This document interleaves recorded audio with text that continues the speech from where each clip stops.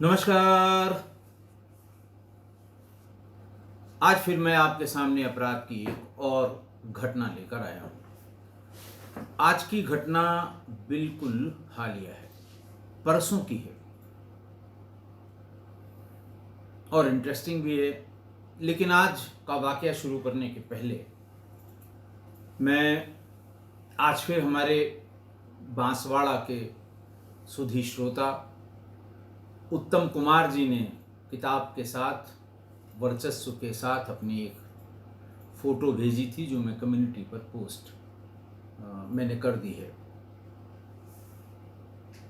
मैं इन सभी लोगों का शुक्रगुजार हूँ, दिल से उनका शुक्रिया करता हूँ, जिन लोगों ने वर्चस्व के साथ अपनी फ़ोटो भेजी थी, जिसे मैंने उस स्थान पे जहाँ मैंने पहले प्रॉमिस किया था वो फ़ोटो लगा दी है। एक रिक्वेस्ट और, अब काफ़ी लोगों ने, आप कमेंट देखते होंगे, कमेंट में लोगों ने लिखा है मैंने पढ़ लिया, अच्छी है, और एक ने तो लिखा है कि मैंने कई बार कुछ पन्नों को मैं कई कई बार पढ़ता हूँ। तो आप सबसे ये अनुरोध है कि जिन्होंने पढ़ ली हो वो रिव्यू ज़रूर लिखें। हिंदी में ही लिखें, इंग्लिश में लिखें, आप जैसे लिख सकते हैं। आपने जहाँ से ख़रीदा है, अमेज़न से तो, फ्लिपकार्ट से तो, और राजकमल प्रकाशन की अपनी वेबसाइट से तो भी, उसमें रिव्यू का एक कॉलम होता है। आप को जो समझ में आया उस किताब के बारे में उसे ज़रूर लिखें, ताकि हम आगे जो कुछ भी आपके सहयोग से या आपकी अपेक्षा पर कुछ और लिखें, तो कोई भूल अगर हुई हो तो उसको सुधार कर लें। तो आज मेरा निवेदन यही है। और आज मैंने देखा अमेज़न पे हमारे एक सुधी श्रोता ने उसका रिव्यू लिखा है, बहुत अच्छा लिखा है, 5 स्टार दिया है। तो कम से कम अमेज़न पे जो भी ख़रीदने जा रहा है वो उनका रिव्यू पढ़ रहा है। ऑपरेशन बज़ूका में 100 से ऊपर रिव्यू लिखे गए हैं, बहुत अच्छे लिखे गए हैं, और उसमें 4.5 एवरेज जो होता है, 4.5 स्टार्स मिले हैं उस किताब को। तो वो किताब तो बहुत, और बल्कि इस किताब वर्चस्व के बारे में मैं बता दूं कि वर्चस्व पर मुझे कुछ लोगों ने, हमारे सुधी श्रोताओं ने मैसेज किया है, मेल किया है कि उसकी साइट पर आज दोपहर से लिखा हुआ आ रहा है सोल्ड आउट, यानी आउट ऑफ स्टॉक है। मैंने प्रकाशक से संपर्क किया तो उन्होंने कहा हाँ ये सही है, फ्लिपकार्ट पे जितनी प्रतियां हमने भेजी थी वो सब बिक गई हैं, मैं जल्दी ही उनको और प्रतियां दे रहा हूँ। लेकिन अमेज़न और राजकमल प्रकाशन के अपनी वेबसाइट पर ये किताब उपलब्ध है। लेकिन एक बार फिर से वही निवेदन कि जिन लोगों ने पढ़ लिया हो वो रिव्यू ज़रूर लिख दें। रिव्यू लिखेंगे तो उससे अंदाज लगेगा कि लिखने वाला कितने पानी में है। अब फिर आज का वाकया मैं शुरू करता हूँ। प्रदेश वही अपना उत्तर प्रदेश, जिला सहारनपुर। 31 जनवरी को मुजफ्फरनगर में एक अज्ञात व्यक्ति की लाश मिली। अगले दिन अखबारों में और व्हाट्सएप आप जान ही रहे हैं, मुजफ्फरनगर और सहारनपुर बिल्कुल सटा हुआ है। शामली, मुजफ्फरनगर, सहारनपुर सब एडजॉइनिंग डिस्ट्रिक्ट्स हैं। व्हाट्सएप किसी एक जगह का नहीं होता। व्हाट्सएप अगर अमेरिका में कोई भारतीय चला रहा है या कोई भी चला रहा है और अपने किसी दोस्त को यहाँ उसने हिंदुस्तान में भेजा, भारत में भेजा, तो वो घूम टहल के कहीं आपके पास ज़रूर आ जाएगा। ऐसे ही उस अज्ञात शव की फोटोग्राफ घूमने लगी। इसी बीच में सहारनपुर के बड़गांव थाने के चिराऊ गांव में चंद्र प्रजापति का परिवार रहता है। उनके 3 बेटे, जिसमें दूसरे नंबर का बेटा है प्रमोद कुमार। 29 तारीख को घर में जैसे होता है ना कि पड़े हुए हो, कुछ करते नहीं हो, बाप का खा रहे हो, अक्सर घर में बच्चों को थोड़ा सा ये दिखाने के लिए या ये बताने के लिए कि भाई तुम कुछ करो, पढ़ाई करो या कोई व्यवसाय करो, 4 पैसे का इंतज़ाम करो, कब तक हम खिलाएंगे। जिनके पास बहुत है वो ये बात नहीं कहते हैं, लेकिन फिर भी वो ये चाहते हैं कि भले व्यवसाय में ही सही हमारे व्यवसाय में हाथ बटाए, या फिर कुछ और आगे करे, कुछ अच्छा करे, कुछ करता रहे। बैठ के खटिया न तोड़े, बैठ के रोटियां न तोड़े, कोई भी परिवार हो। तो बहरहाल उस दिन घर में इस तरह की कुछ छींटाकशी, ताना घर वालों ने प्रमोद कुमार को की, और 29 तारीख को प्रमोद कुमार ये कह के घर से चला गया कि अब मैं कुछ करके ही लौटूंगा। माँ ने बहुत बार उसको फ़ोन किया मोबाइल पे कि लौट आओ, कोई नहीं कहेगा ये है। उसने कहा नहीं नहीं, कौन सी ऐसी बात है, बड़ा हो गया हूँ, 21-22 साल मेरी उम्र हो गई है और मुझे कुछ करना चाहिए, इसमें कोई बुरा लगने की बात नहीं है। छोटा मोटा कोई भी काम मिलेगा उसी से शुरू करूँगा, लेकिन कुछ करके ही लौटूंगा।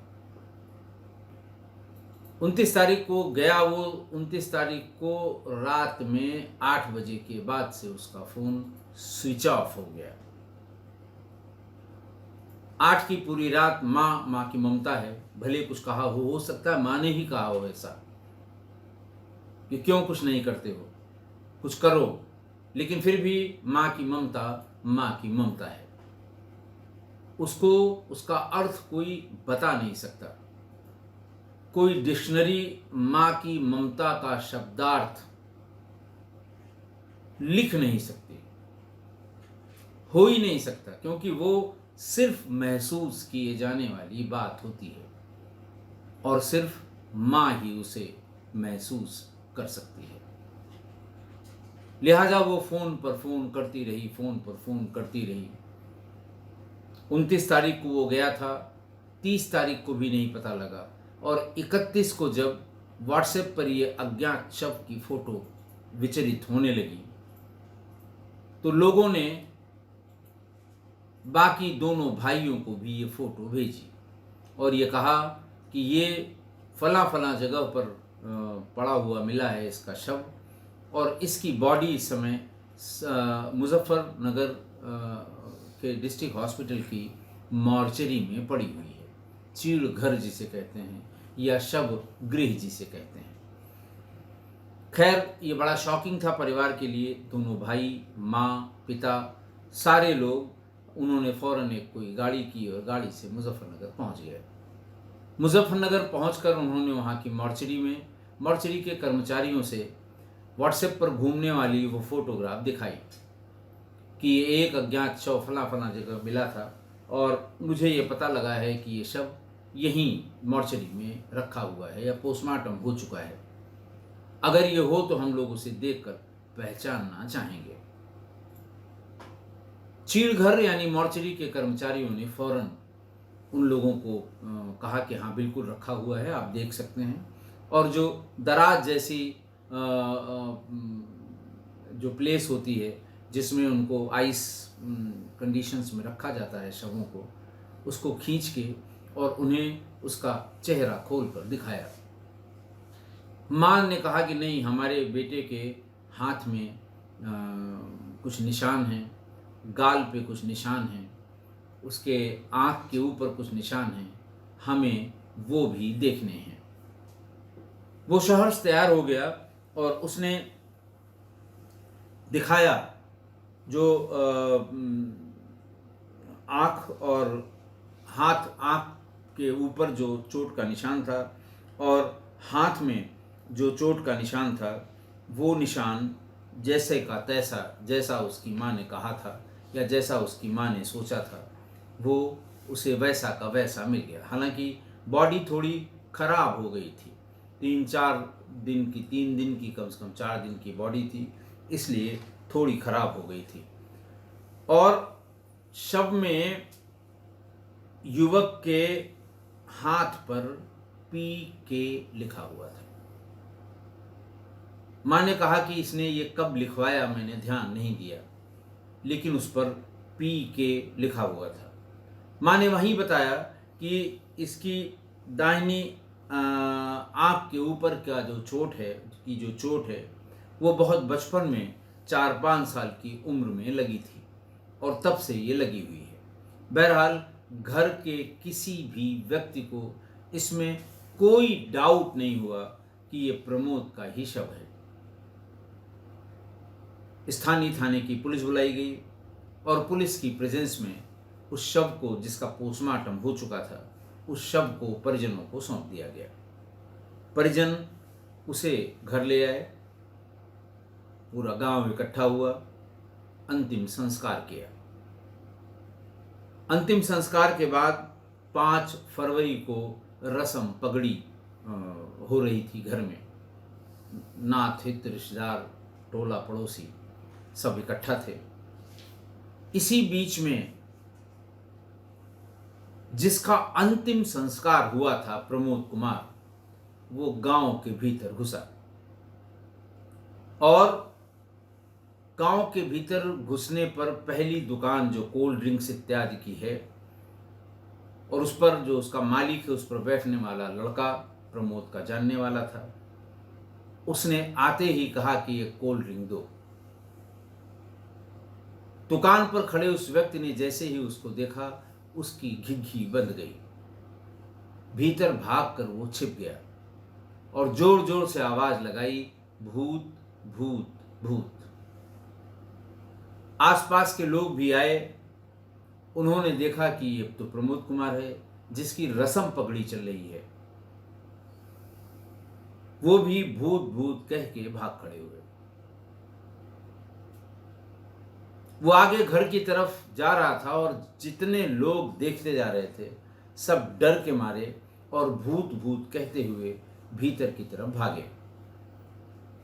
मोबाइल का ज़माना है, किसी ने रस्म पगड़ी वाली जगह पर यानी माँ बाप और भाइयों को फ़ोन करके बताया कि प्रमोद का भूत फलां जगह से निकल रहा है, फलां फलां जगह गया है, लेकिन है ये प्रमोद ही। माँ और छोटा वाला भाई वो भागते हुए जिस रास्ते पे जाने के लिए बताया गया या जाना बताया गया वहां पर पहुंचे। माँ उसे देखकर लिपट गई, लेकिन भाई डर कर भाग गया। माँ ने उसे देखा, पहले उसके हाथ की तरफ देखा, फिर पैर की तरफ देखा कि पैर कहीं उल्टे तो नहीं हैं। ये किंवदंती है कि भूत के पैर सीधे नहीं होते, उल्टे होते हैं और ये भूत जो है वो सपने में ही दिखता है। हमने तो आज तक कभी नंगी आंखों से भूत नहीं देखा, लेकिन जो लोग बताते हैं, जिनके दिमाग में बैठा हुआ है, जिसमें भूत की स्मृतियां प्रवेश कर गई हैं जिनके दिमाग में, उन्हें भूत जरूर दिखाई देता है। वो सच है या गलत है, लेकिन वो बताते जरूर हैं कि शाम को फलां जगह फलां बाग में भूत देखा। उसकी माँ उसे पकड़कर जहां रस्म पगड़ी चल रही थी वहां पर ले गई। रस्म पगड़ी में एक फोटो होती है, उस पर फूल माला चढ़ी होती है, फूल की पंखुड़ियाँ नीचे रखी होती हैं। जो लोग आते हैं वो उस पर फूल चढ़ाते हैं, फिर आगे बैठते हैं, वो रस्म पूरी की जाती है। कुछ बोलने वाले लोग बोलते हैं और सब लोग उसे सुनते हैं। जैसे ही प्रमोद घुसा वहां पर, उसने देखा कि उसकी फोटो पर माला चढ़ी हुई है। पहुंचते ही पहला काम उसने किया कि फोटो और फोटो की माला उठा के फेंकी। उसका ये व्यवहार देखकर रस्म पगड़ी पर आए हुए सारे लोग, अब उनको कोई शक नहीं रह गया कि ये भूत नहीं है। सारे छोड़कर भाग गए, लेकिन मां उसको सीने से लिपटाए रही, पूछती रही कहाँ चले गए, मोबाइल क्यों नहीं लग रहा था, कहीं गए थे तो बता दिया होता। और फिर उसने जोर जोर से चिल्ला के कहा कि ये हमारा प्रमोद है। पूरे गांव में ये खबर आग की तरह आसपास के गांव में भी फैल गई कि जिस लड़के का अंतिम संस्कार हुआ था वो जिंदा गांव में आ गया है। सारे लोग आए, पुलिस भी आई, प्रमोद से पूछताछ हुई। उसने बताया कि घर की ये ताने वाने सुन के मैं यहाँ से भाग के देहरादून गया था। देहरादून से फिर भाग के हरिद्वार आया। एक होटल में छोटा मोटा काम मिल गया। मैं वहाँ साफ सफाई का काम करने लगा। सोचा कि छोटे काम से शुरू करके ही लोग बड़े आदमी हुए हैं, लेकिन 2-3 दिन में ही घर की बड़ी याद आई। जो काम होटल में मुझसे लिया जा रहा था, मैं उसको सच्चे मन से या दिल से मैं उसको मुझे पसंद नहीं आया, इसलिए मैं वहाँ से भागा। लेकिन गांव वालों का व्यवहार देख के मैं आश्चर्यचकित रह गया। जैसे मेरा वो दोस्त जिससे मैं कोल्ड ड्रिंक हमने मांगी, वो गिग्गी उसकी बन गई, भीतर की तरफ भागा और भूत भूत कह रहा था, मेरी समझ में नहीं आया। बाकी जब मैं गांव की तरफ बढ़ रहा था, जो लोग मुझे देख रहे थे वो भाग के घर के भीतर चले जा रहे थे, तब भी मैं समझ नहीं पाया।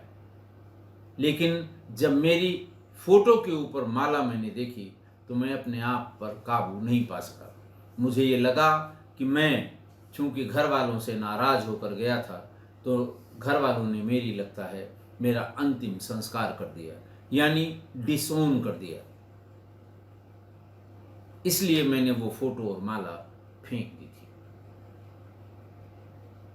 पुलिस ने भी पूछताछ की। पुलिस के लिए यह बहुत बड़ा प्रश्न था कि आखिरकार जिस व्यक्ति का अंतिम संस्कार हो गया वो कौन था। उसका अंतिम संस्कार तो प्रमोद कुमार समझ के ही किया गया था, लेकिन प्रमोद कुमार अगर आ गया तो वो कौन था।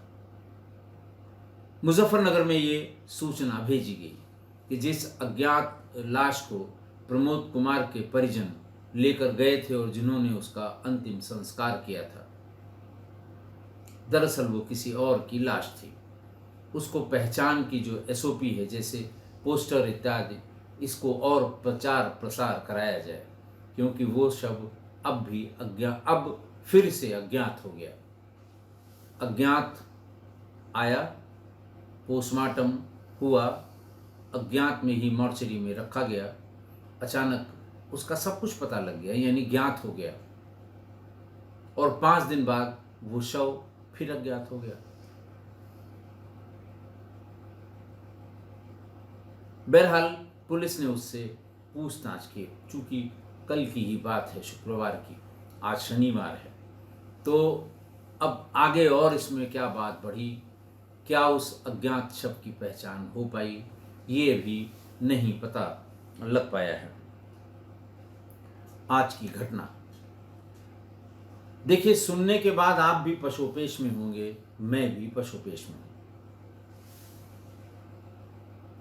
क्योंकि मैंने परसों ही 962 एपिसोड 962 में एक घटना आपको सुनाई थी, जो बांसवाड़ा राजस्थान की थी, जिसमें 2 बहुत निकट की सहेलियां, सुहानी, लेकिन ये उसका काल्पनिक नाम था, और दिशा को दोनों नाबालिग और किसी लड़के से दिशा को इश्क मोहब्बत हो गई, और दिशा को लगा कि घर वालों की इजाज़त से उससे शादी नहीं हो सकती, गांव का ही है। दूसरा ये लगा, मैं अभी नाबालिग हूँ, शादी की बात कर ही नहीं सकती। लिहाजा उसने सीआईडी और सावधान इंडिया देख के उसके दिमाग में आइडिया आया। अपनी दोस्त सुहानी के लिए उसने बताया कि एक नोतरा है जहाँ पर सामूहिक स्नेह भोज दिया जाता है। वो परंपरागत आयोजन है। उस बांसगांव के उस आदिवासी, बांसवाड़ा के उस आदिवासी इलाके में ये एक पारंपरिक भोजन है, जिसमें स्नेह भोज जैसा है, जिसको नोतरा कहते हैं, जिसको यहाँ उत्तर भारत में न्योता कहते हैं। या तो नोतरा न्योता का अपभ्रंश है, या न्योता नोतरा का अपभ्रंश है, चीज दोनों एक ही है। तो उसने उस गांव का नाम लेकर ये कहा कि वहाँ न्योतरा है और तुम उसमें आ जाना, हम लोग खाना खा के वापस चले आएंगे। और फिर जब वो आई तो कुएं के पास उसे मार डाला, अपने कपड़े दिशा ने पहना दिए और कुएं के भीतर फेंक दिया। आज मुझे इत्तेफाक से हमारे एक सुधी श्रोता हैं जिन्होंने अपनी फ़ोटो भेजी थी, उत्तम कुमार जी। उन्होंने चूँकि वो भी बांसवाड़ा के रहने वाले हैं, तो बांसवाड़ा के एक अखबार की पूरी कटिंग भेजी है। मैंने तो सुप्रीम कोर्ट की गाइडलाइंस को फॉलो करके दोनों लड़कियों के काल्पनिक नाम बताए थे, लड़के का भी काल्पनिक नाम बताया था, जिसके चक्कर में इस तरह की ये घटना हुई थी। लेकिन उन्होंने जो कटिंग भेजी है उसमें सारे ओरिजिनल नाम लिखे हुए हैं। ये अखबार वाले जाने कैसे प्रिंट हुआ, मैं कह भी नहीं सकता उसको। मैंने कम्युनिटी में पोस्ट कर दिया है, जिसका इंटरेस्ट है वो देख सकता है। तो उस कहानी की मुझे आज इसलिए याद आ रही है कि इतना कोइंसिडेंस कैसे हो सकता है कि पहचान के सारे निशान वही हों जो माँ ने बताए थे। माँ से ज़्यादा पहचान के निशान जानने वाला दुनिया में कोई नहीं है। कहाँ पर कटा है, कहाँ पर तिल है, कहाँ पर टेढ़ा है, कहाँ वाइट पैचेस हैं। एक तो वाइट पैचेस ल्यूकोडर्मा होते हैं, उसकी बात अगर आप छोड़ दीजिए, तो बचपन में छोटे बच्चे के शरीर में कहीं न कहीं छोटा या थोड़ा सा बड़ा, या तो बहुत डार्क कलर का या जनरल कलर से थोड़ा हल्के कलर का, उसको लक्षण कहते हैं। बाप शायद ये न बता पाए कि बेटी को या बेटे को ये लक्षण कहाँ पर है, लेकिन माँ जानती है कि वो कमर के ऊपर है कि जांघ के नीचे है, पीठ पर है कि कंधे पर है, गले पर है। माँ को पता होता है। और माँ ने यही पहचान के चिन्ह मॉर्चरी में जाकर पोस्टमार्टम किए हुए उस शव को निकलवाकर ये सारे चिन्ह देखे और सारे चिन्ह इंटैक्ट मिले। और तो और हाथ में गुदा हुआ पीके भी मिला, जिसके बारे में मां को जानकारी नहीं थी। उसने कहा, ये लगता है इधर साल 2 साल में इसने बाजार में कहीं पर अपना नाम गुदा लिया और हमने इसको नोटिस नहीं किया। इतना कोइंसिडेंस कैसे हो सकता है कि दाहिनी आंख के ऊपर कटे का निशान, गाल पर कटे का निशान, सीने पर एक निशान, शायद लक्षण था, सब मिल गए। किसी को कोई डाउट नहीं था। और फिर उसके बाद लाए उन्होंने अंतिम संस्कार कर दिया। बांसवाड़ा की घटना में भी अगर लाश दूसरे दिन की बजाय 15 दिन बाद मिली होती, तो जो कपड़े उसके शरीर पर मिलते या कंकाल में मिलते, वो सब उसी के थे जो अपने प्रेमी के साथ भाग गई। मारने के बाद इत्मीनान से उसके सारे कपड़े उसने अपने पहना दिए, ताकि अगर माँ देखे कि ये कपड़ा उसका है कि नहीं, माँ ही पहचानती है, अंतः वस्त्रों को भी माँ पहचानती है। इतनी सटीक प्लानिंग। तो ये कोइंसिडेंस कैसे हुआ मैं कह नहीं सकता, क्योंकि पुलिस विवेचना कर रही होगी, जांच कर रही होगी, इसलिए उस पर टिप्पणी करना ठीक नहीं है। बस मैं इतना कहूँगा, प्रमोद से पूछताछ होनी चाहिए, क्योंकि जो व्यक्ति अज्ञात मिला था, जिसको प्रमोद समझ के अंतिम संस्कार कर दिया गया, अभी तक उसकी शिनाख्त नहीं हुई है। उसके परिजन अभी तक उन्होंने मुजफ्फरनगर में किसी थाने पर संपर्क नहीं किया है। और आप यकीन मानिए, जैसे ही उसकी पहचान होगी, मेरी जो शंका है, सिर्फ शंका ही है, हो सकता है मेरी शंका सच साबित हो। ठीक वैसे ही जैसे बांसवाड़ा की उस घटना में एक लड़की ने अपने प्रेमी के साथ रहने के लिए अपनी ही सहेली को मारकर अपने कपड़े पहना दिए। इसके पहले मैं 4-5 घटनाएं बता चुका हूं कि अपने आप को मरा साबित करने के लिए किसी निर्दोष को गाड़ी में बिठाकर शराब पिलाई और गाड़ी में आग लगा दी। अपना आधार और फला फला चीजें पास में फेंक दी ताकि किसी को शंका न हो कि ये कौन है। ये मेरी शंका है कह लें, या मुझे कुछ अन्यथा सी बात लग रही है कि इतने कोइंसिडेंस एक साथ नहीं हो सकते, और जब इसकी पहचान होगी तो ज़रूर पता चल जाएगा। अगर प्रमोद ने किसी साजिश के तहत ऐसा किया तो सवाल ये भी उठेगा कि वो वापस क्यों आया। दो कारण हो सकते हैं, या तो ये जहां गया था वहां इसकी सही सही पहचान हो गई,